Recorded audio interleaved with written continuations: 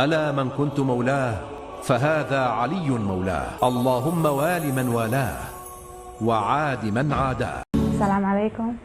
My name is Fatima Amanda Istime. Fatima is the name that my father gave me.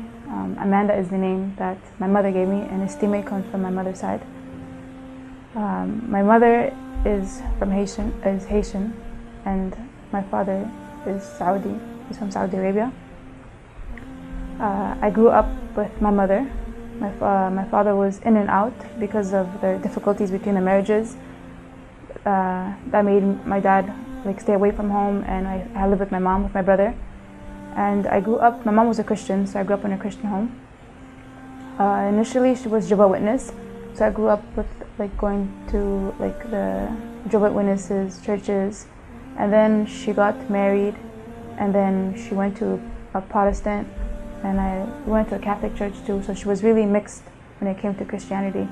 I never liked it. I think it was because it was so mixed. It was really troubling for me.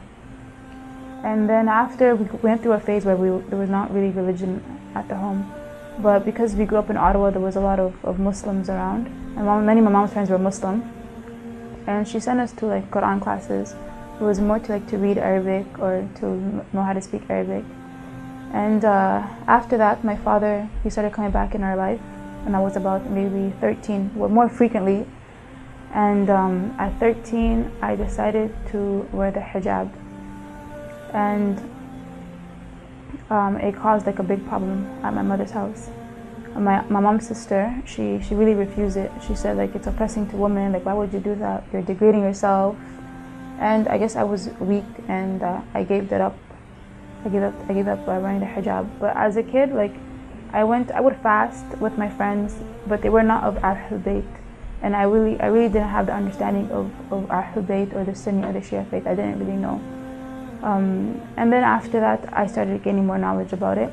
And after my experience with my mother and not wearing the hijab, I gave up something in me. Just I lost the path that I was going to, because at 13 I was really decided to dedicate myself towards Allah and pray, and it was something within me was really strong. But I don't know, I gave up, and so I just followed what my mom said, and I grew up like that. My mom got remarried, and I got my stepdad, and there was difficulties in the house having a stepfather, and as a kid it was difficult. It wasn't easy. And then after as a kid too, I would also hear a lot of rumors, my father was this person, my mother was this person. So that really affected you as a person, especially coming being mixed. I'm half Haitian, half Arab, and I went through an identity crisis at one point. I didn't know what to do. I didn't know to be if I was Muslim, doesn't mean that I have to be Arab. I can't be Muslim and being Haitian. So that was something that I really struggled with too. And after that, my father came more in my life. And because of the situation at home with my mother and my stepdad, I decided to go to Detroit and live with my father. And my father is married, and his wife is a convert, and she converted to Islam. And at my father's house, it was difficult. It was not easy, because my father did grow up in that he had his Arabian culture, and as a kid, if I grew up in one culture, then when you come there at 16, 17, and somebody trying to change your life and your habits, it's very hard. But I was never a bad kid, I didn't do what most kids did, dating or go out partying. I was I knew the basic of haram. What I did know about haram, I tried to avoid it to the best of my ability. So, and also to help me relieve from my problems and everything, I play basketball competitively a lot too. And when I was religiously, my mom, one day, I think my mom came up to me and she gave me a Bible, and she's like, this is the Bible and this is the Quran, read it, and which one you choose, you choose. So that's what I started doing. I was reading both at one point. But it's I don't think my mom was ever against the whole about Islam. I think it was her family, and through that influenced her to be negative towards Islam. And after my father's house, with my stepmom, Islam was it was observed differently for me. it wasn't like what I know Islam today. Like, it was more like you can't do this, like this is haram, this, you can't. And that pushed me away. It really pushed me away, and to the point where like I didn't associate myself with any with a religion. I think between 18, 19, 20, I didn't really associate myself with a religion. But I've always like in my future, when I was like, if I do have kids, if I do get married, like I just saw myself like towards Islam. Like I always had that in my head. It's just that there was always something blocking me for me to advance there. So after I moved to Montreal for university, and my first year, it was kind of rough for me. Like I met new people. I don't think I had the best group of friends. And then after that, I sat down myself and I got a reality check. I said, you know what, like this is not life. Like things need to change. And it was just like, what if I died today? Like what would I do? What would I say? Like judgment day, I'm gonna be punished for what I've done. This is not right. So there was a Malcolm X event at Concordia, and there was a number there. It was part of MSA, I believe, or TMA at the time. And I saw the number and I said, wow, like the Muslim Association is doing something for Malcolm X. Like that's really deep, because I was really big on like African history and African American history. So I said, I took the number that was there and I just texted the person. I said, I want to learn about Islam and I need help. And the person answered me and he's like, okay, oh, that's really nice. I'm going to introduce you to my wife. And like the whole time I just said I was praying, like I wish they're of the Ahlul Bayt faith. So I met them and she asked me a question like, which way do you want to go, Sunni or Shia? And I told her Shia, and she said, why? I said, because my father is Shia. And then she said, well, I am of Ahlul Bayt as well. And like that's how I started, and through Montreal. And that summer I did a lot of reading about like the Caribbean history, the slave trade. I did a lot of reading about just the West of Africa history. And through this whole time, like when I did my high school in the States, so just growing up, they always associate like a Muslim Arab. And I was reading about this stuff. I was like these Africans who came here, like they were Muslim. And I was like, so like this is not something that's different. Like this is something that was within us that got taken away from us. So to see like a person from Africa, to see like an African American who is Muslim, it shouldn't be something shocking, because this is what they were initially. Of course, different tribes that have different beliefs and faith. So that was also an energy boost for me to move towards Islam. And then I think within the week I met the group, maybe 2 weeks, I decided to wear a hijab. I was like, if I need to change everything and if I'm really want to change my lifestyle, I need to wear the hijab. If I don't, if I'm just like, okay, I'll just follow Islam, pray, it's not, because the hijab, like it's in a way it protected me to avoid many things. Like my friends invited me to do something, I wouldn't be able to do it because I have this hijab and because this is what I represent. So so after that I decided to wear the hijab. I was working at the Greyhound station, Gare du Car at Montreal, and I went to work with the hijab and I got fired for it. So they told me to remove it or keep your job, or you have to remove it. So I decided no, I'm not gonna remove my hijab. So I got fired for that. I knew that Quebec had something against Islam, or not Islam, sorry, like about hijab or Muslim in general, but I didn't know to that extreme.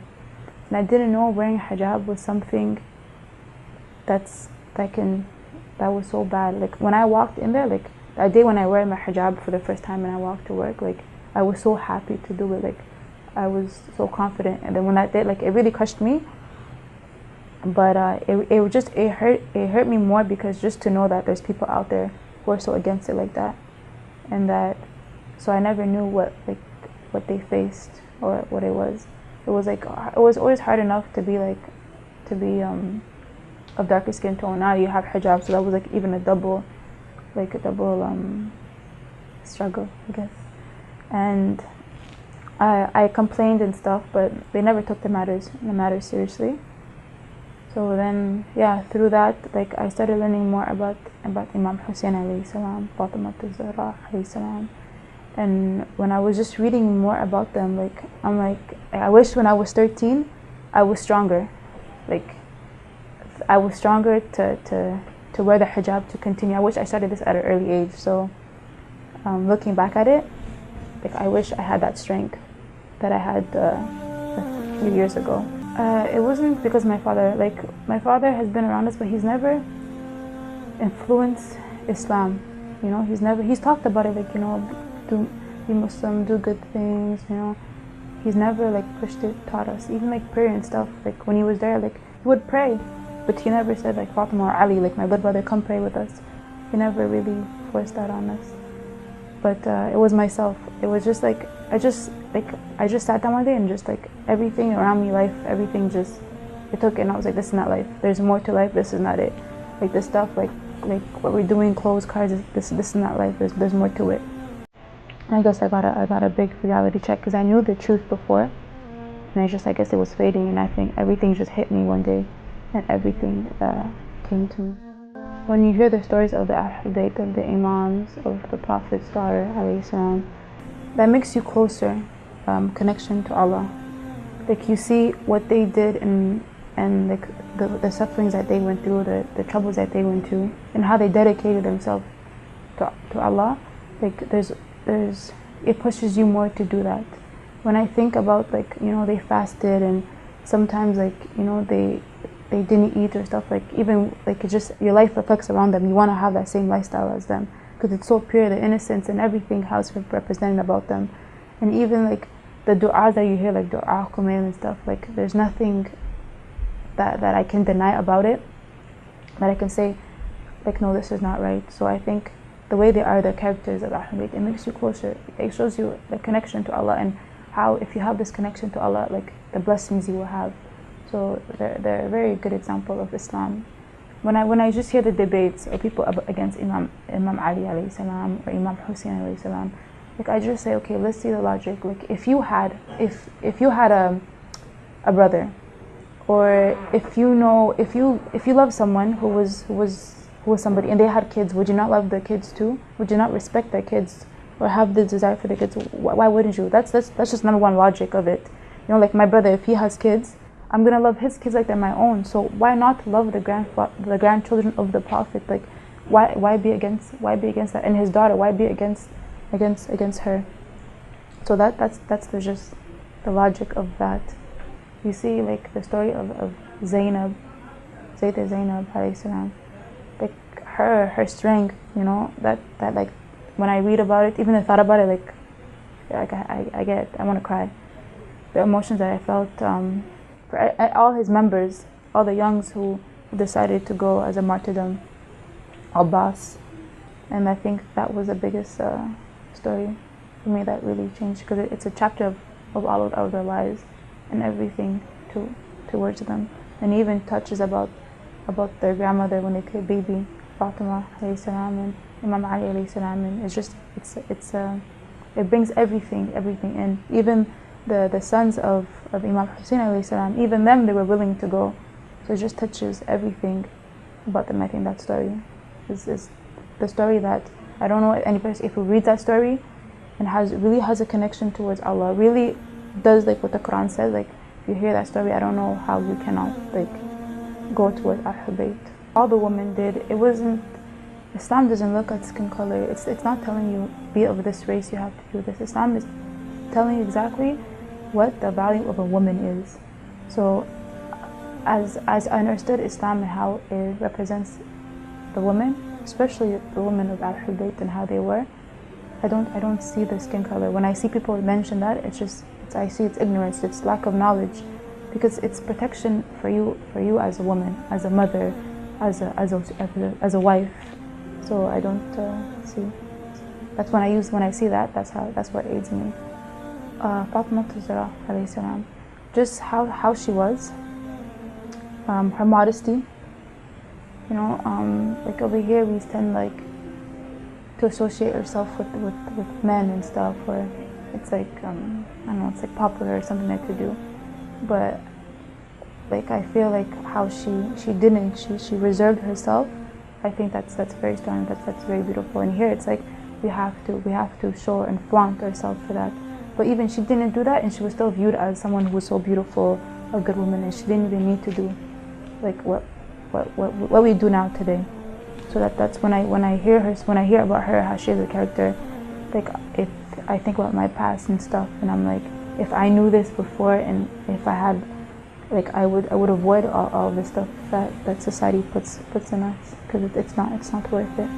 Well, Haiti is a Caribbean country, so there's like, and I grew up with a lot of Caribbean friends. So there's like carnivals and festivals like that, and I think over there it's normal to show skin, and even here it's like something to do. It's because when you show skin, it means like you care about your body or something, or like you don't care about other things about you. That's why it's important, and it's difficult to.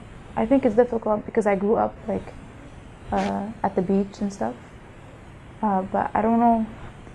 I think it's difficult within my family. When they see me, they're like, "Why do you dress like that?" But within the West, I don't think it's difficult to me, because they say freedom, like we're allowed to wear what we want to wear. So if that's the case, then I don't see a problem. But I think when you go for like interviews or job interviews or stuff like that, like you don't want to dress in a way that they'll judge you, that they think you're like this or they think you're like that. I think those difficulties that I have, because I do want to wear like modest clothes, and it's like, okay, like you have to wear jeans for something. Those are the troubles when it comes to work and that kind of environment that I face.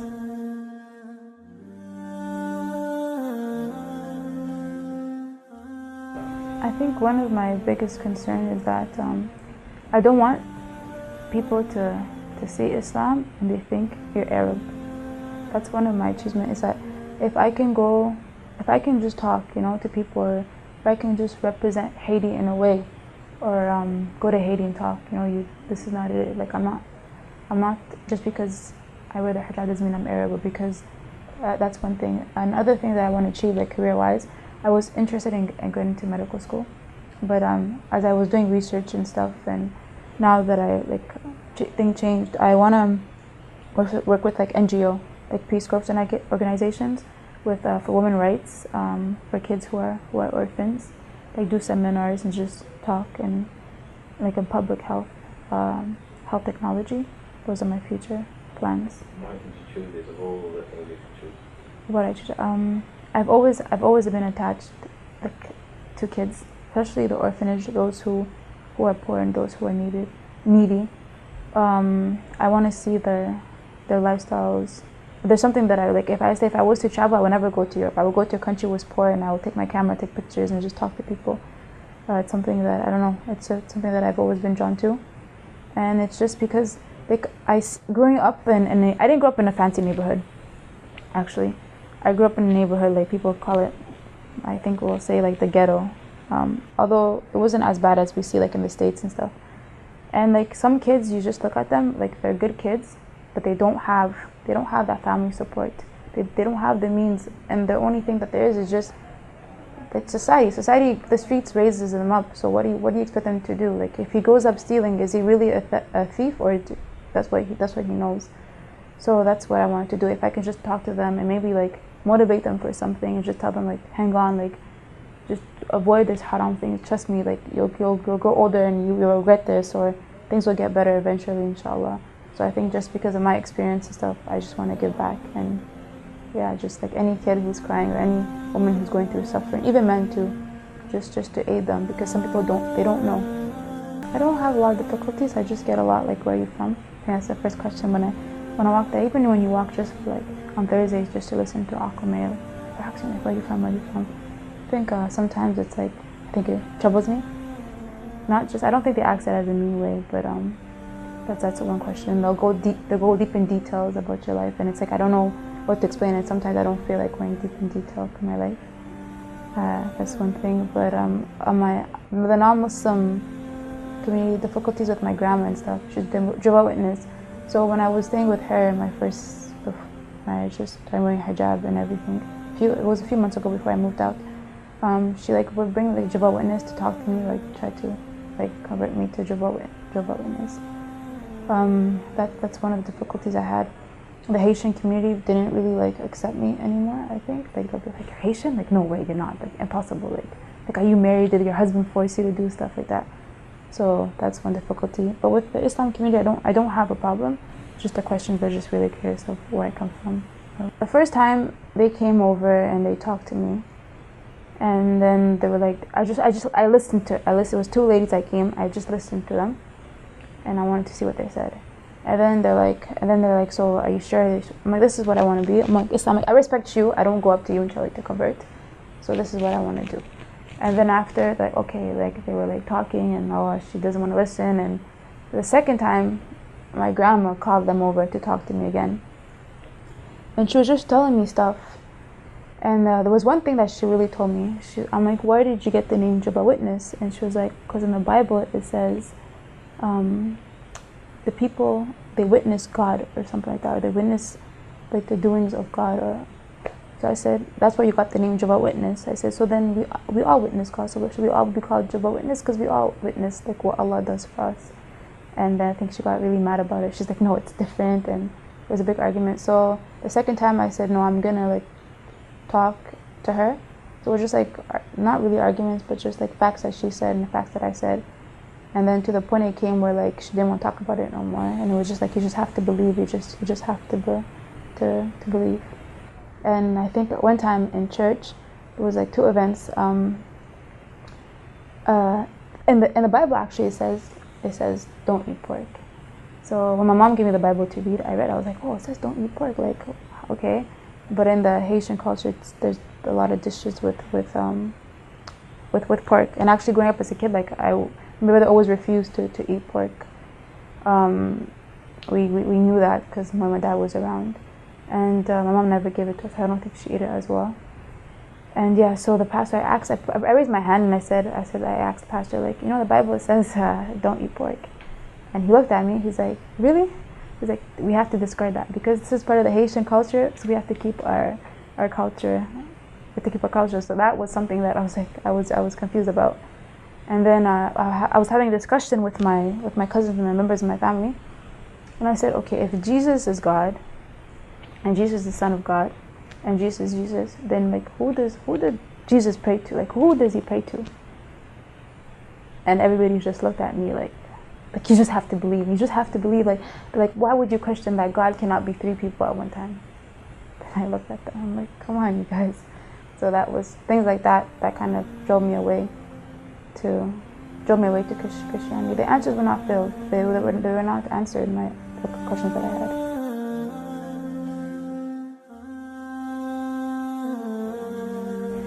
To become Muslim or to convert over to Islam, if you look at Islam, what are the negatives about it? There's no negatives. Everything's beneficial for you. Anything that you say, okay, well, it says don't drink this or don't eat this. Yeah, if you go to a doctor, if you go to health, they'll tell you the consequences of eating this and eating that. So, and if you have a dedication to Allah and if you want to do good, Islam talks about all of this. And I think that you shouldn't worry because Allah takes care of you. He takes care of the kids, and He's aware of the situation, the sacrifice that you make. And they say, like, throughout my struggle, there was with every hardship, there's an ease. Something that I really live by, and I say to many people, like, don't worry, without every hardship, then there's ease. And even if you go through difficulties, it's a good thing. It's not bad. I was listening to one of the sheikh. He was saying, some people, they have to be poor. If some people need less money to dedicate themselves to Allah, and some of them who have more money, they can do it. And some of them, if they had more money, that same individual, maybe he would not be the way of Allah. So Allah knows the best situation for you to be. So is it for you to maybe not have your mother and your father with you, or is it for you to have it? Whatever situation it is for you, it's always, you say Alhamdulillah, because that's the best situation for you to be the best believer. And so if this is what you want to do, and take your research, look at it, look at Islam, look at your lifestyle, and see how it will benefit your lifestyle. See what it would change. And if your heart is really for Allah, then do it, and do it without looking back or without anything, fully do everything, and you'll see you'll get much more in abundance. And to always realize that this, even there's, I think there's, even the Quran talks about this, this life is not meant for you to enjoy. So it's the next life after that, like when you die. And that's what's most important. So whatever it is here, it's not for you to enjoy.